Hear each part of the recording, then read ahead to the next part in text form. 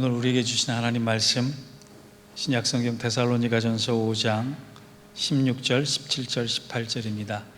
우리 한 목소리로 함께 받들어서 읽겠습니다. 시작. 항상 기뻐하라, 쉬지 말고 기도하라, 범사에 감사하라. 이것이 그리스도 예수 안에서 너희를 향하신 하나님의 뜻이니라. 아멘. 이는 하나님 말씀입니다.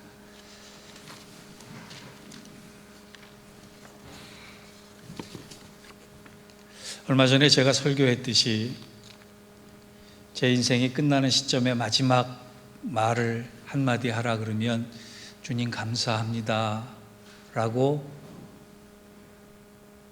마지막 말을 한 다음에 주님 품에 안기고 싶다라고 하는 이야기를 드린 적이 있습니다. 실제로 그렇게 기도하고 있고 그렇게 되리라고 믿습니다. 성 어거스틴은 이런 얘기를 했어요. 감사의 분량이 그리스도인의 완전의 척도다. 우리가 완전한 그리스도인의 척도를 어떻게 기준으로 삼느냐, 그의 삶에 감사가 있느냐 없느냐에 따라 다르다라고 하는. 그냥 감사만 드리는 것이 아니라 감사의 분량이 많을수록 완성도는 높아져 간다라고 하는 거예요.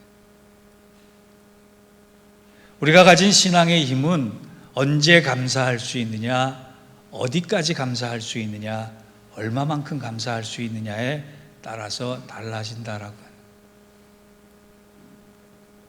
오늘날 많은 그리스도인들이 일상 속에서 벌어지는 하나님의 은혜에 대해서 감사함을 놓치고 살 때가 얼마나 많은지 모릅니다. 그런데 감사함을 놓친다라고 끝나는 것이 아니라 그 감사함을 통해서 그리스도인의 신앙의 완전성도 잊어버리는 것이고 믿음의 힘도, 믿음의 능력도 잊어버리게 된다는 거예요.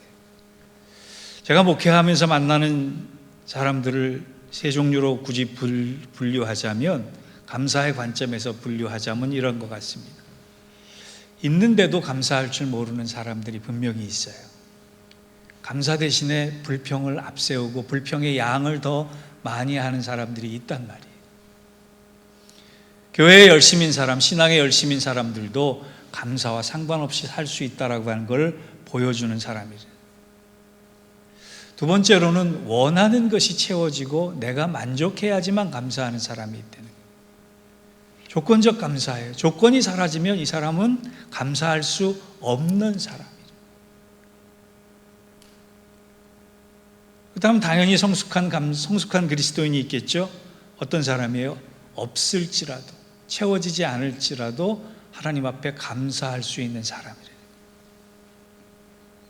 여러분, 감사란 다른 것이 아니라 은혜와 연결된 하나님의 축복입니다. 감사는 감사로 끝나는 것이 아니라 감사는 내가 받은 은혜를 진짜 은혜로 알게 되고 인정하게 되고 고백하게 되는 거예요. 기도와 감사가 같이 가고 감사와 은혜가 같이 가고 또 은혜가 감사의 양을 더 증폭시키는 그런 이야기가 된다는 것입니다. 그래서 오늘 우리가 살펴볼 데살로니가 5장 16절에서 18절까지를 보면 성경에는 굉장히 짧은 구절 중에 하나인데 엄청난 파워가 그 안에 숨겨져 있어요. 항상 기뻐하라, 쉬지 말고 기도하라, 범사에 감사하라. 이것이 그리스도 예수 안에서 너희를 향하신 하나님의 뜻이니라. 이거를 조금 쉽게 풀어서 유진 피러슨이 쓴 메시지 성경은 이렇게 표현되어 있습니다. 무슨 일에든지 기뻐하십시오. 항상 기도하십시오. 무슨 일에든지 하나님께 감사하십시오. 이것이 그리스도 예수 안에서 살아가는 여러분에게 원하시는 하나님의 방식입니다. 우리가 그리스도 예수 안에 있다면, 우리의 마음과 믿음이 그리스도 예수 안에서 반드시 서 있다면 하나님의 방식대로, 하나님 뜻대로 살아갈 수밖에 없는데, 그것이 뭐냐? 기쁨과 기도와 감사라고 해요. 이 세 가지 방식이 우리의 삼각대처럼 우리를 연결하고 있는 삶의 방식이자 영성의 풍성함을 제공하는 원천이다라고 하는 것이고, 이 세 개는 따로따로 독립하는 것이 아니라 연결돼서 존재한다라고 하는 거예요. 그럼 우리 이제 10월이 돼서 가을이 됐습니다. 가을에 뭔가 결실해야 되잖아요. 그런데 사업만 결실하고 다른 것만 결실하는 것보다 하나님이 원하시는 삶의 방식에 대한 결실을 우리가 해야 되지 않을까 싶습니다. 우리는 얼마나 성공적으로 살아왔는가를 매일매일 평가하지만 하나님은 우리가 얼마나 하나님의 뜻 안에서 뜻대로 살아가느냐를 평가하세요. 그렇다면 이제 2개월 남은 3개월, 2개월 반 정도 남은 우리의 신앙생활에 2023년에 하나님 뜻대로 살아가는 방식에 대해서 점검을 한번 해봤으면 좋겠습니다. 오늘 본문 말씀을 가지고 첫 번째로 생각할 것은 이겁니다.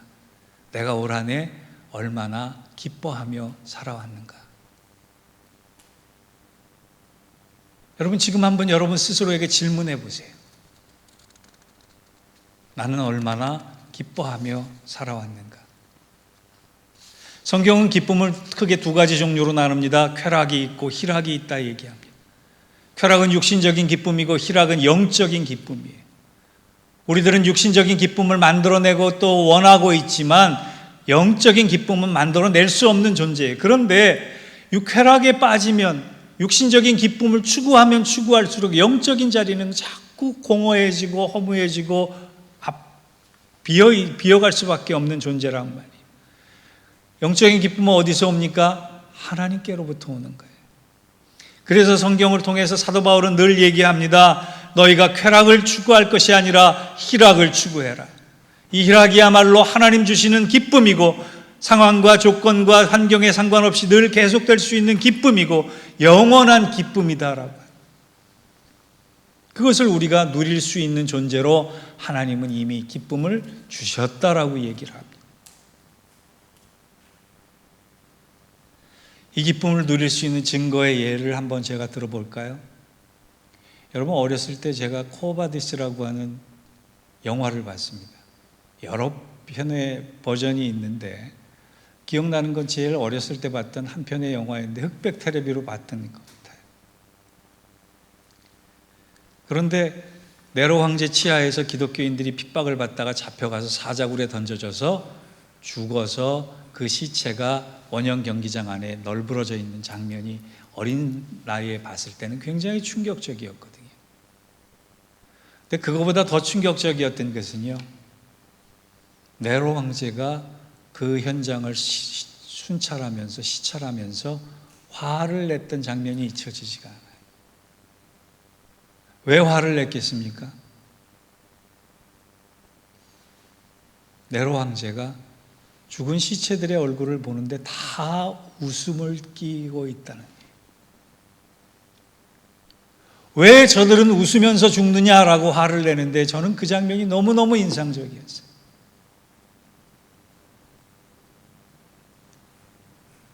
이루 말할 수 없는 고통 속에서, 이루 말할 수 없는 비참함 속에서, 이루 말할 수 없는 비극 속에서 죽어가는 것 같지만 그들은 그 희락을 누리면서 죽어가고 있었다. 그것이 사도 바울이 얘기하는 희락입니다. 하나님 주시는 기쁨이요, 세상은 줄 수 없는 기쁨이라는 거예요. 늘 계속되는 기쁨이고 영원한 기쁨이고 하나님만이 나에게 허락하셔서 그 기쁨을 내가 누리는 순간에는 세상의 모든 것이 안 보이는, 그래서 웃을 수 있는 능력을 가지게 된다라고 하는 거예요. 사랑하는 성도 여러분, 그 기쁨은요 이미 우리에게 주셨습니다. 우리가 모른 채 하고 외면하고 받아들이지 않아서 그렇지 이미 그 기쁨을 주셨습니다. 우리에게 왜 기쁨이 없습니까? 그것을 믿지 않고 잊어버렸기 때문에 그렇습니다. 제가 어느 책을 보니까 기쁘게 살기를 원하지만 슬퍼할 수밖에 없는 방법이 3가지가 있다, 이런 글을 봤어요. 첫 번째, 좋았던 것은 짧게 묵상하고 가슴 아팠던 것은 길게 묵상하라는 거예요. 두 번째, 고마운 사람은 빨리 잊고 상처 준 사람은 죽을 때까지 잊지 말라는 거예요. 세 번째, 자신의 장점은 하찮게 여기고 약점과 단점은 꼭 붙들고 있으라는 거예요. 그러면 슬퍼할 수밖에 없다는 거죠. 그런데 이것을 거꾸로 하면 하나님 주신 은혜, 하나님 주신 기쁨, 하나님 주신 희락에 대해서 내가 긍정적으로 하나님 나에게 이런 상황 속에서도 함께 하셨고, 이런 상황 속에서도 보호하셨고, 이런 상황 속에서도 나를 인도하셨으니 감사합니다, 내가 기쁠 수밖에 없습니다 라고 고백할 때 하나님은 이미 우리에게 주신 것을 누리게 하실 것입니다. 다윗은 고난의 때에 하나님을 묵상하겠다 결단했습니다. 그 결과 그는 감사와 찬양의 사람이 됐습니다. 사랑하는 성도 여러분, 이제 나머지 시간, 2023년의 나머지 시간, 좋았던 것, 고마웠던 것, 감사했던 것, 주께서 주시는 기쁨에 대해서 많은 묵상을 통해 세상이 줄 수 없는 기쁨의 사람으로 견고하게 서 있기를 주의 이름으로 축원합니다. 두 번째, 오늘 본문이 우리에게 점검하라고 하는 것은요, 나는 얼마나 기도하며 살아왔는가. 첫 번째는 뭐예요? 나는 얼마나 기뻐하며 살아왔는가이고, 두 번째는 뭐예요? 나는 얼마나 기도하며 살아왔는가. 여러분 잘 아시는 구절이 있습니다. 빌립보서 4장 6절에서 7절 말씀은 이렇게 되어 있습니다. 아무것도 염려하지 말고 오직 기도와 간구로 너희 구할 것을 감사함으로 아뢰라. 그리하면 모든 지각에 뛰어난 하나님의 평강이 너희 마음과 생각을 지키시리라. 근데 키 세 가지의 단어가 키 포인트로 연결되어 있는데 뭐예요?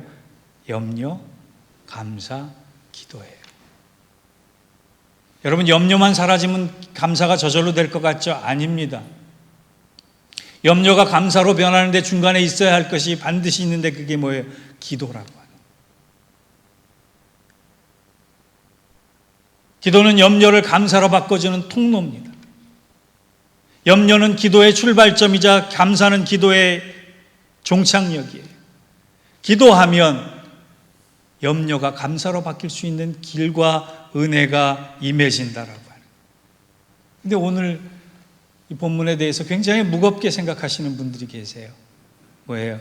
쉬지 말고 기도하라. 목사님 어떻게 쉬지 않고 기도합니까? 24시간 눈을 뜰 수도 없고 일도 하지 말고 밥도 먹지 말고 기도하라는 뜻입니까? 그게 아니에요. 쉬지 말고 기도하라에 쓰였던 헬라어 단어는 프로슈케라고 하는 단어인데요. 프로슈케라고 하는 단어는 하나님을 바라본다라고 합니다. 그러니까 다른 말로 쉽게 얘기하면 쉬지 말고 기도하라라고 하는 것이 쉬지 말고 하나님을 바라보라라는, 하나님을 생각하라라고 하는 거예요. 하나님을 추구하라라고 하는 거예요. 여러분, 그건 할 수 있잖아요. 어느 사건, 어느 시간, 어느 일들을 통해서 하나님과 연관되어서 생각할 수 있잖아요. 사무엘상 12장을 보면 사무엘 선지자가 유명한 말을 합니다. 기도하기를 쉬는 죄를 범치 않겠다. 마찬가지 문맥이에요. 어떻게 기도를 쉬지 않겠습니까? 우리가 예배드리는 순간에 지금 기도할 수 없잖아요. 그런데 이 말은 무슨 얘기냐? 하나님이 내게 필요하다라고 갈망한다. 하나님, 나는 하나님 없이는 살아갈 수 없습니다. 하나님 은혜 없이는 한순간도 존재할 수 없습니다. 그러므로 하나님을 바라겠습니다. 하나님을 추구하겠습니다. 하나님을 구하겠습니다 라고 생각하고 결단하고 행동할 때 쉬지 않고 기도하는 것이 이루어진다라고 하는 거예요. 이 가을에 하나님 묵상 많이 할 수 있는 우리 성도들 되기를 주의 이름으로 축원합니다. 그럴 때 하나님께서 쉬지 않고 기도하시는 여러분들을 향해서 은혜를 예비하셨던 것을 쏟아 부어줄 줄 믿습니다. 그러니까 그 은혜가 우리 것이 될 것입니다. 마지막 세 번째로요, 오늘 하나님 뜻대로 사는, 하나님 방식대로 사는 것을 위해서 나는 얼마나 감사하면서 살아왔는가라고 하는 것을 점검해 보라는 거예요. 여러분, 얼만큼 감사하면서 지금 이 자리에 앉아 계십니까? 번민과 고민과 염려와 어떻게 하면 되지라고 하는 무거운 숙제를 가지고 앉아 계십니까? 아니면 감사함의 믿음과 마음을 가지고 앉아 계십니까? 범사에 감사하라. 범사는 헬라어로 엠파티인데 모든 관점에서 감사하라. 그게 가능하다라고 하는 거예요. 하나님의 뜻을 이루기 위해서 어떤 상황, 어떤 문제, 어떤 형편에서든지 우리는 감사함을 놓치지 않을 수 있다라고 하는 뜻의 고백이라는 거예요. 선언이라고 하는 거예요.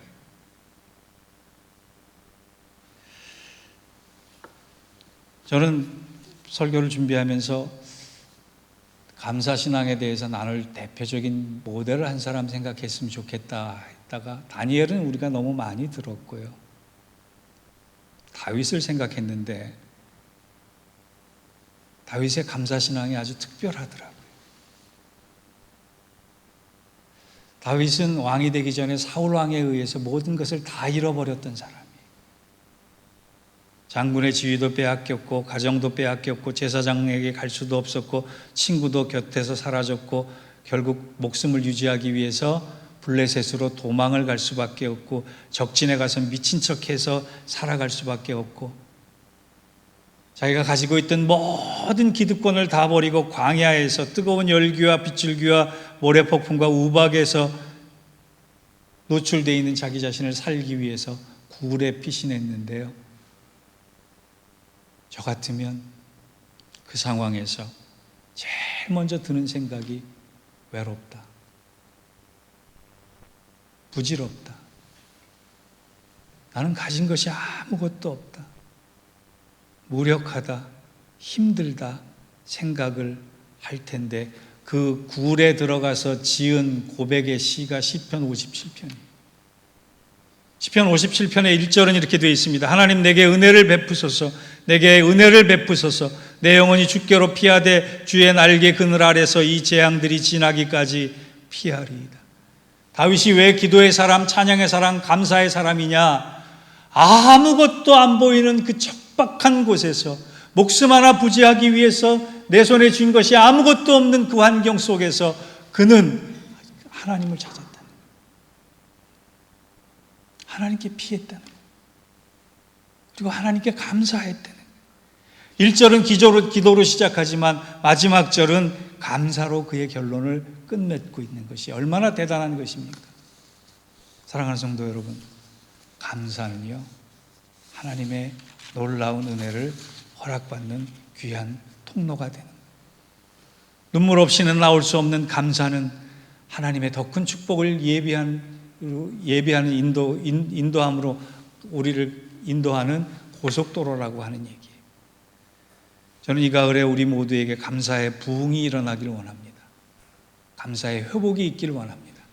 그러기 위해서 마지막으로 숙제를 드릴게요. 오늘 집에 돌아가셔서 3가지 항목에 대해서 7가지를 적으세요. 하나님, 내가 지금 기뻐할 수 있는 이유가 7가지가 있습니다. 잘 찾아서 7가지를 기록해 보세요. 내가 기뻐할 수 있는 이유 7가지. 두 번째, 내가 기도해야 할 제목 7가지. 세 번째, 내가 감사할 수 있는 이유 7가지. 이 7가지를 3개 항목으로 나눠서 숙제하실 분만 아멘 하시기 바랍니다. 아멘 안 하시는 분 숙제 안 하실 거예요. 21가지 제목을 한번 기록해 보세요. 그러면 여러분의 영적인 부요함이 달라질 것입니다. 하나님의 은혜가 새롭게 보일 것입니다. 하나님이 얼마나 나를 감사하도록 만들어주시기 위해서 열심히신가를 깨닫게 될 것입니다.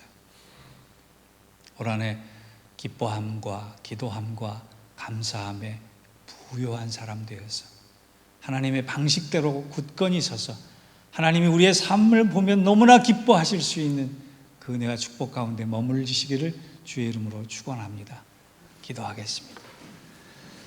하나님, 다윗은 눈물 없이 기도하지 않았고 눈물 흘릴 수밖에 없는 상황 속에서도 감사할 때 저의 삶에 기적이 일어났음을 봅니다. 우리의 눈물의 기도와 눈물의 감사가 삶의 변화와 은혜를 허락받는 기적이 될 줄 믿사오니 사랑하는 성도들에게 믿음과 감사와 감사의 회복과 부흥을 허락하여 주옵소서. 그런 가운데 놀랍도록 성령께서 인도하시는 가운데 우리가 얼마나 큰 감사의 제목을 갖고 있는지, 얼마나 많은 감사의 제목을 갖고 있는지 깨닫고 은혜 받고 그 은혜를 통하여 새롭게 기운 얻어 굳건히 믿음의 길 잘 걸어갈 수 있도록 축복하여 주옵소서. 예수님의 이름으로 기도하옵나이다. 아멘.